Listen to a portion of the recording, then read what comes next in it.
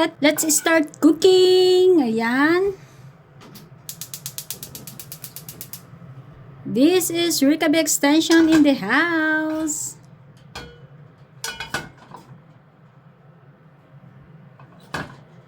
Ito na guys, lagay natin ng konting pork. Ayan.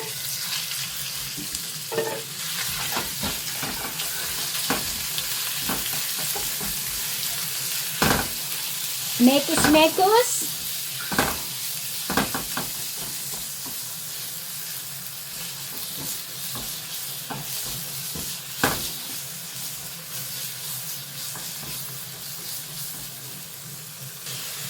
At ayan, medyo naluto-luto na ang ating pork. Lagay natin, next is ang fish cake. Ayan. Lagay natin ang fish cake, guys.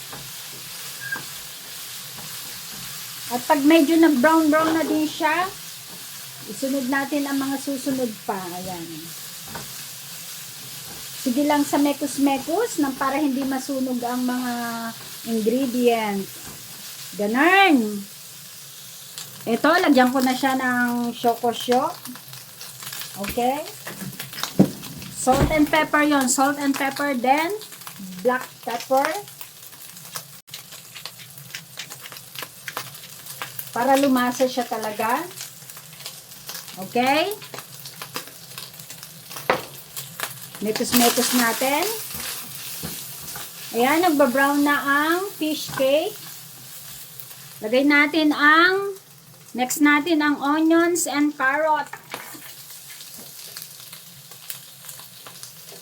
Yan, sama-sama na siya guys.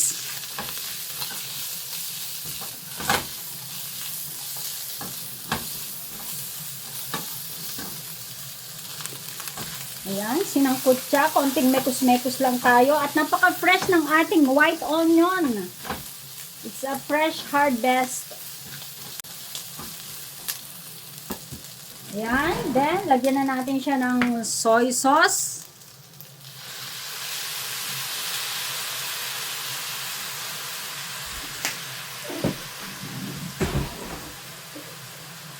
And then next natin ang oyster sauce. Ayan, okay.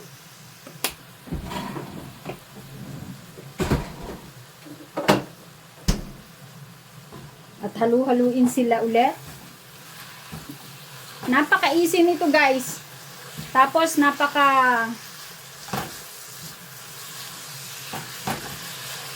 easy and tipid. Tipid ulam. Ganun.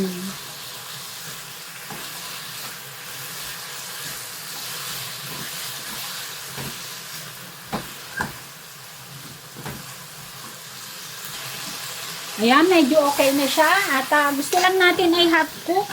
So, ilagay na natin next ang tofu. Niluto ko siya sa oven.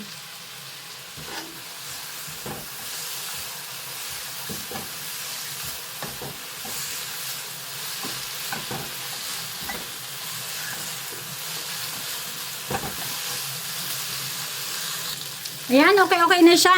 Next na natin ang cabbage. Okay?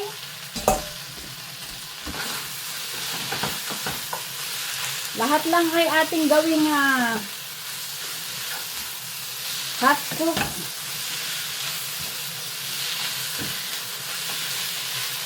At ito din ay spring cabbage. Kaya talagang mas masarap siya kung half cook talaga. Andyan yung manamis-namis na lasa ng cabbage.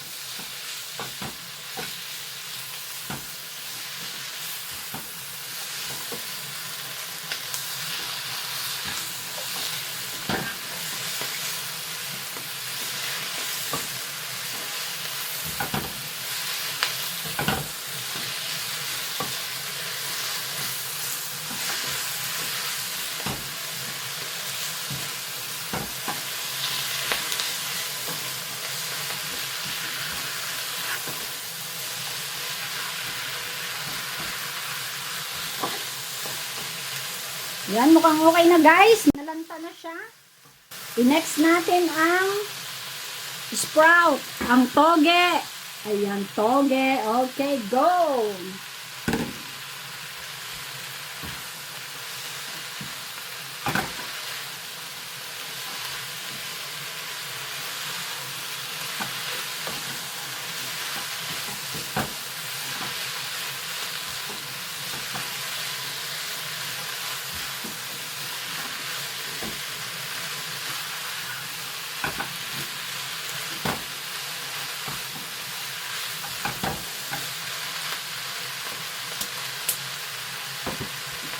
Ayan na guys, luto na.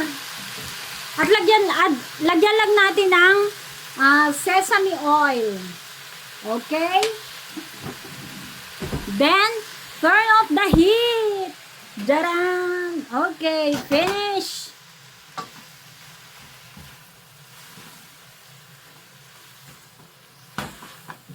O, diba guys, ang express? Parang Shinkansen lang. Parang bullet train, ganon.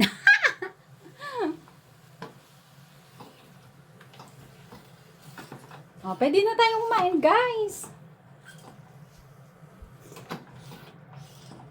Ito na siya.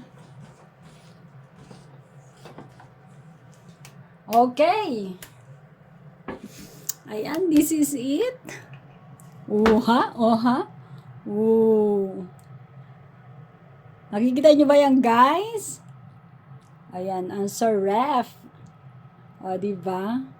Okay, guys. Thank you for watching. Love you. Okay.